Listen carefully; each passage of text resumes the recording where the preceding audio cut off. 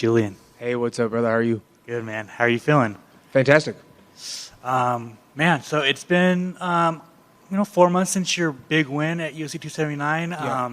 It's kind of like look back at that, man. Like that was a huge win. You went out there, you shut Hakeem up. He was talking a lot of trash. It was probably your biggest win of your career. Would you say? Yeah, for sure. And I honestly had no idea he was like kind of talking down about my striking because I don't really follow people's like interviews, but people sent it to me, and then even afterwards, I checked out what he had said, and so during it, I didn't know he was talking like that, but I think he overlooked me, and he paid the price for it. And just it's been a wild ride, right? So far, like I think with the win on Saturday, it's going to be even crazier because you'll get in those rankings. But I don't know if people realize or even remember, like you were cut from the UFC twice, and then you fought your way back, and now you're on a brink of a top 15 spot. Like, just how's it all feel? Yeah, it's pretty amazing. Obviously, I was on the Ultimate Fighter back in 2016, which seems like a lifetime ago. And did really well in there, and then got cut from the UFC after my first loss in the UFC, and then got re-signed and had 3 losses in a row, and then really had to try to pick the pieces up and figure out what I was going to do next. And luckily for me, the pandemic hit, and I was able to get a short notice fight, and I really was able to take advantage of that. And so I'm just happy with how it's turned out, and just happy that I've been able to perform how I know I can. What's changed? Just that mindset, previously I thought, early on in the UFC, that I needed to be spectacular and impress people. I'm in the UFC now, I got to really impress the UFC to make sure they want to keep me around. But the problem with trying to impress people is you might be a little more risky, and then if you're not winning fights, you're not going to keep your job anyway. So you got to there's kind of a fine line between being an exciting fighter but also winning fights and putting a streak together like I have. And so I think that's been more just taking the pressure off my shoulders on trying to be spectacular and just go out there and fight. GCJ versus Bruce Leroy. On paper, it's a fantastic fight. What do you think of the matchup? Oh, it's fantastic, and that's, I've been asking for this fight for a while, mainly because I think it's just a fun one. He likes to stand and trade, and he's very creative on the feet, and I feel like I'm pretty unorthodox on the feet as well. And we're both decent grapplers as well, so I feel like anywhere this fight takes place, there will be no stagnant time. It's going to be all action for 15 minutes or until someone gets finished. I mean, you have been asking for this fight for a minute now. Were you surprised that you got it?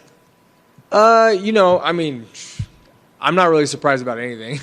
Sometimes you ask for something and it comes, and sometimes you don't ask for something and it's something you wanted and it comes anyway. So,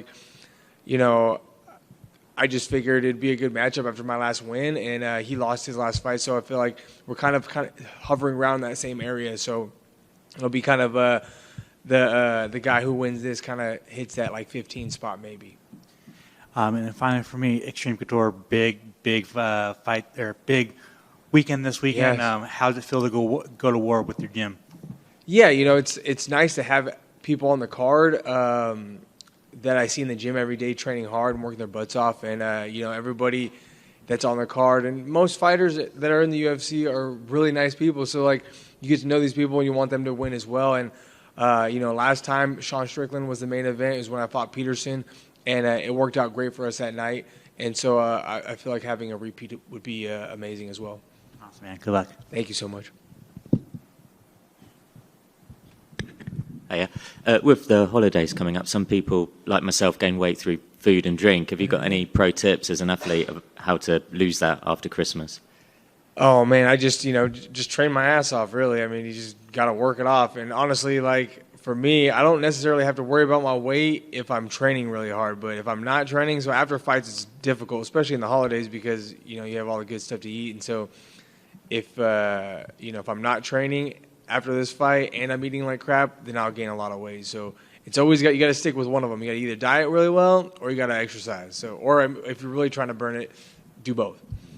Bobby Green was just in here and he suggested smoking a blunt for breakfast. Is that something you'd recommend too? I mean, to each his own. I'm not a heavy weed smoker. From time to time I will, but I don't know. I feel like that would get you more hungry. Yeah, that's what I was. For me right now, obviously, I'm just drinking a bunch of water and keeping my calories low to lose the weight. So maybe just drink a lot of water. Thank you. Of course.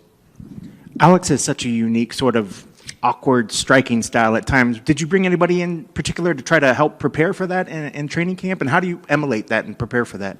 Yeah, it's hard to really emulate anybody specifically, but you got to get guys that are like, decently good looks for you. And Adam Frank and my buddy Yaz, both those guys train at 10th Planet, and they're both like tricky southpaws who have good grappling as well. So I use both of them for my sparring, and I think they gave me really good looks. I think both of them in their own right have better aspects of MMA than even Caceres himself. So I don't think there's anything that Caceres is going to show me in there that I haven't seen. But then again, you don't know until you're in the cage area with him. Like, even my last fight with Dawodu, he thought his striking was, way above mine.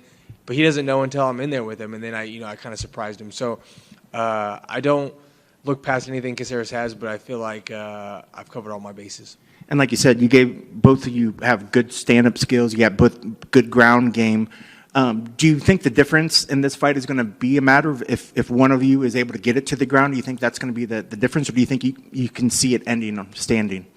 Honestly, I feel like if we go to the ground, I think I'll have the advantage. But I feel like I should have the advantage everywhere as well. You want to be confident going into these fights. But like I said, you don't know until you're in there. I could go in there and he could touch me on my chin and I could fall over, even though I've never seen him really one punch knock somebody out.